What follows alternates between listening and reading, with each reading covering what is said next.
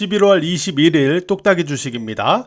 자, 주식시장은 지수가 강세를 보이면 다수 종목의 주가의 상승세가 나타나죠. 자, 지수가 하락세를 보이면 다수의 종목에서 주가 하락세로 연결이 됩니다. 이건 뭐 다들 알고 계시죠? 지수가 좁은 박스권에서 등락을 보이면 주가 역시 다수가 좁은 박스권에서 등락을 보이게 된다는 거죠. 자, 지금의 지수는 조정 이후에 제가 말씀드렸다시피 어떤 기준점을 넘어가야 되는데, 그리고 저는 이 기준점을 1차적으로 9월의 저점으로 여러분들에게 설정을 해드리고 있죠. 자, 오늘도 여기에 막힌 모습을 확인할 수가 있습니다. 양선으로 막히긴 했지만요. 그리고 코스닥 지수는 이 기준점 아래에서 여전히 지지 공방을 벌이고 있는, 지지부진한 그러한 공방을 벌이고 있는 그런 모습이 나타나고 있잖아요. 자, 이러한 지수, 좀 갇혀있는 지수의 어떤 상황이기 때문에 지금 다수의 종목들의 주가는 좀 지지부진하거나 또는 좁은 박스권에서 등락을 반복하는 그러한 정체된 주가의 흐름이 다수의 종목에서 나타나고 있다, 이렇게 보셔야 됩니다. 그래서 지금 여러분들이 어떤 종목을 매매하시거나 보유하고 있을 경우 주가가 위아래로 뭐 크게 움직이기보다는 최근에는 지수가 이렇게 움직이는 며칠 동안은 좀 지지부진한 그러한 모습이 많은 그러한 상황일 가능성이 있어요. 이거는 결국은 지수가 이러한 기준점을 넘어가야 그러한 종목들의 주가 흐름 역시 긍정적인 여건이 개선된다 라고 보셔야 되겠죠. 그래서 지수는 바로 그런 부분 때문에 우리가 체크를 하고 있는 거다라고 생각을 해주시고요. 그 다음에 또 하나의 변화가 나타나고 있는 부분이 있어요. 그 부분이 뭐냐면, 자, 종목으로 우리가 놓고 볼게요. 자, 에코프로. 지난주에 이제 2차 전지 쪽이 막 빠졌잖아요. 그죠? 특히 막 목요일, 금요일 이쪽으로 이렇게 막 빠졌잖아요. 자, 이렇게 이쪽으로 이렇게 빠지면서 완전히 막 꺾어지는 것처럼 보이지만은 어느덧 다시 또 반등을 시도합니다. 그죠?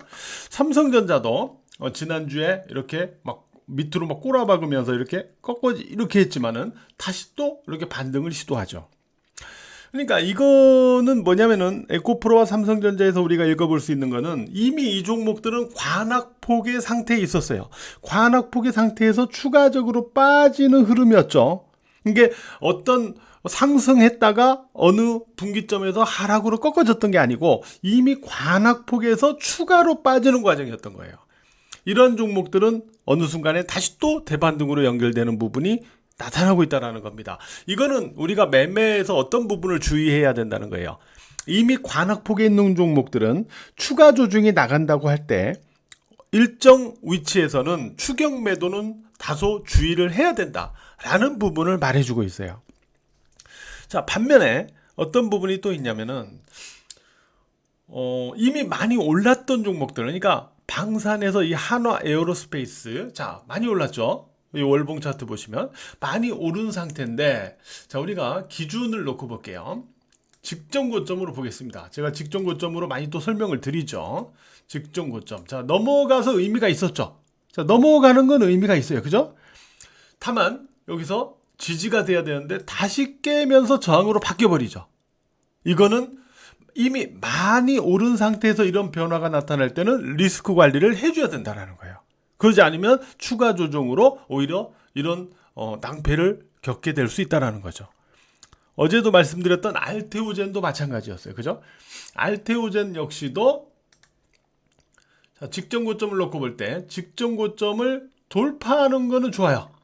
좋았죠? 자, 이거를 지지를 유지해 주지 못하고 저항으로 바뀌는 요 포인트에서는 리스크 관리를 해줘야 되는 거예요. 자, 이미 많이 오른 종목에서는요. 이미 많이 오른 종목. 네, 이 구분을, 자, 관악폭 종목과 이미 많이 오른 종목에서의 이러한 변화가 나타나고 있는 부분도 우리가 읽어야 돼요. 그래서 이러한 많이 오른 상태에서 이런 분기점을 깨는 종목은 리스크 관리를 해줘야 됩니다. 아까 관악폭 종목은 이미 관악폭에서 추가 조정이 나갈 때 일정 수준에서는 추격 매도를 자제해야 되고, 자, 이렇게 지금은 약간 시세들이 똑같지가 않고요. 또 대응 전략이 이렇게 좀 다른 포인트가 있어요.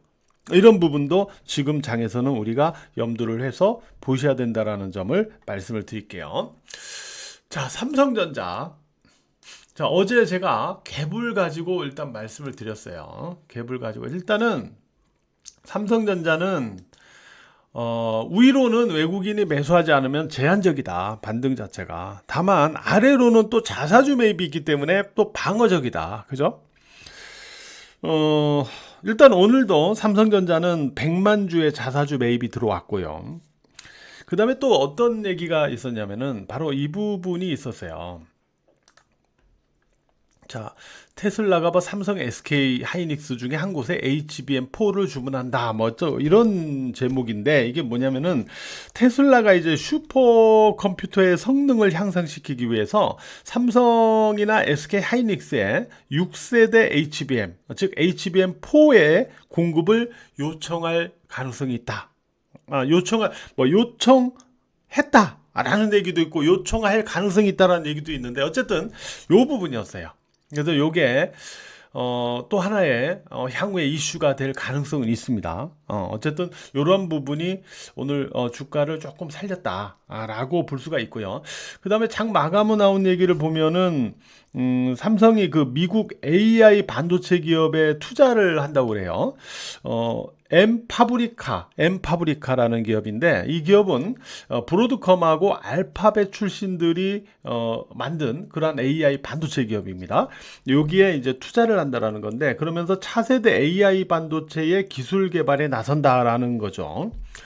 물론 이러한 노력들이 길게 볼 때 향후에 좀 장기적으로는 빛을 발하고 어떤 주가의 모멘텀이 되겠죠. 다만 당장은 약간 뒷북 치고 있는 거잖아요. 삼성이 여전히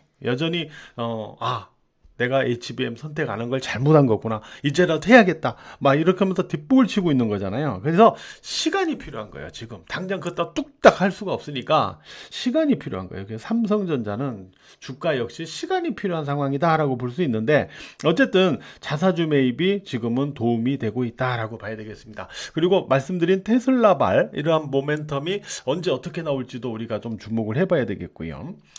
자, 주가 자체는 제가 어제 갭으로 설명드렸잖아요. 제가 지지 기준은 어제 갭 하단으로 얘기했죠. 그래서 갭 하단에서 지지가 되는지를 확인하십시오라고 어제 말씀을 드렸다면, 자, 오늘은 요 상단이 얼마냐면요. 55,900원입니다. 55,900원. 이 55,900원을 지지로 만드는지를 봐줘야 돼요. 내일장. 자, 이거를 55,900원을 지지로 유지해 준다면 여기서 추가 반등이 나갈 여지를 만드는 거예요. 근데 만약에 55,900원을 다시 또 깨고 내려가 버려. 그럼 이거는 왔다 갔다 지지부진하다는 소리예요. 알았죠? 요런 기준을 갖고 후속 흐름을 체크를 해달라고 말씀드리겠고요. 오늘 알테오젠 같은 종목은 보면서 참 우리 좀 그렇던데. 왜냐면 한국의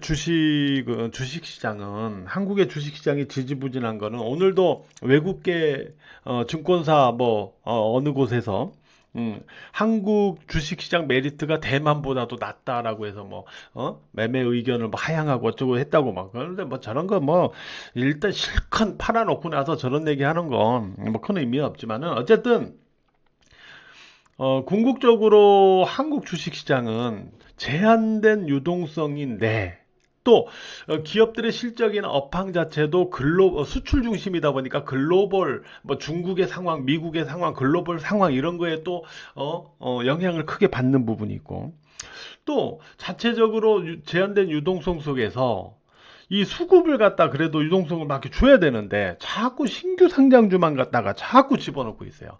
제가 한 달 전인가? 2달 전에 이 거래소에 있는 사람한테 아니 무슨 코스닥 지금 유동성도 없어갖고 아주 이런 난리인데 여기다가 어떻게 매일같이 신규 상장주를 집어넣을 수가 있냐 그러니까 뭐라고 하냐면요 매일 안 집어넣는데 그냥 상장을 신청해서 그 기준에 맞으면 자기들은 그냥 이렇게 해주는 거고 매일 상장하는 거 아니래요. 근데 최근에 제가 보니까 거의 매일 하는 것 같던데 안 하는 날도 있지만 어떤 때는 2종목도 상장하잖아요. 그죠? 상장을 안 하면 아예 그냥 공모 청약을 하든지 뭔가가 하나씩 계속 있더라고요. 어쨌든 거기다 공모가 뻥튀기. 예, 공모가 뻥튀기. 이 공모가 뻥튀기 증권사들 같은 경우는 낮은 공모주 받아갖고 이거 팔아먹고 수익 내는 재미에 있어갖고 이거 공모주 뻥튀기 이거 기업하고 증권사하고 이거 짜고 치는 거 이런 것들을 참 제도적으로 좀 막아줬으면 좋겠는데 말이죠. 어쨌든 관련 상법 개정이 나올지 안 나올지는 봐야 되겠지만은 이런 것도 상법 개정 얘기도 나오곤 있죠.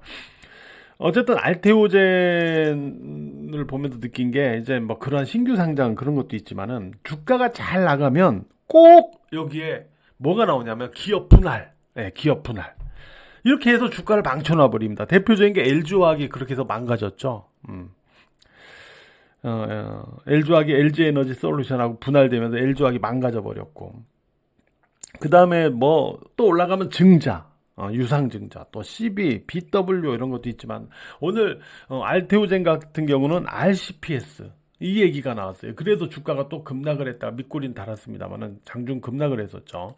이 부분은 이제 이게 알테오젠이 내년 초에 2천억 원 규모의 RCPS를 제3자 배정을 통해서 발행하는 것을 목표로 증권사들과 논의 중이다라고 했어요. 물론 제3자 배정이긴 하지만 물량을 또 늘리는 거거든, 그죠? 물량을 늘리는 거니까 물론 한국의 바이오 기업들은 돈이 필요해요. 돈이 필요해서 이런 것들을 자금을 자꾸 조달을 해야 뭔가 이렇게 해나갈 수 있는 그건 맞는데. 주가가 이제 많이 오른 상태에서 이제 이런 부분들이 주가의 어떤 흐름을 훼손시키는 거거든요. 어쨌든 알테오젠은 장 끝나고 나서는 요거에 대해서 내용을 추진 중이긴 하지만 현재까지 구체적으로 결정된 바는 없고 신한투자증권과 주관사 계약을 체결한 바는 없다라고 해명은 했어요. 해명은 했지만 추진은 하고 있다라고 얘기했어요. 네. 어쨌든 알테오젠이 코스닥의 시총 1위 종목이었는데 그러다 보니까 코스닥 지수가 영향을 받는 상황이 나올 수밖에 없었죠.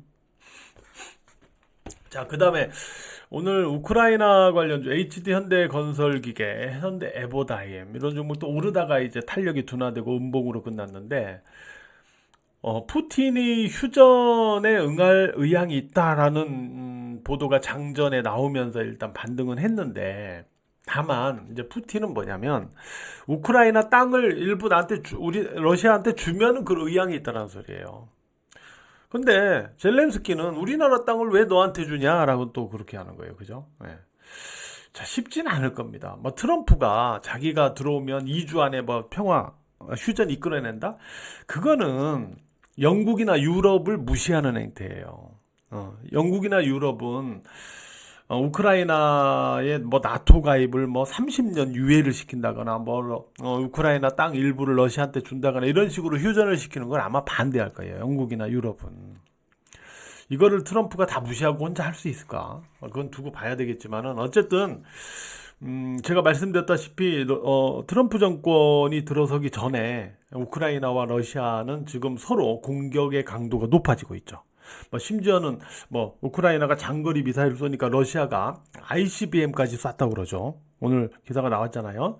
예, 공격의 강도가 커지고 있어요. 제가 보통 6.25 때를 예를 들면서 휴전 협상 전에 사상자가 제일 많이 나온다 이런 얘기를 했는데 일단은 어떻게 될지 모르겠지만은 일단 트럼프 정권은 1월에 가야 들어서거든요. 1월에 가야 들어서기 때문에 그 전까지 지금 한 달, 두 달, 한 달 반 이상 남아 있는 상태에서 그 안에 또 어떤 일이 벌어질지 봐야 됩니다. 이런 부분을 감안한다면 관련 주가들은 들려오는 소식에 따라서 올라갔다 내려갔다 하면서 등락을 반복할 가능성이 있어요.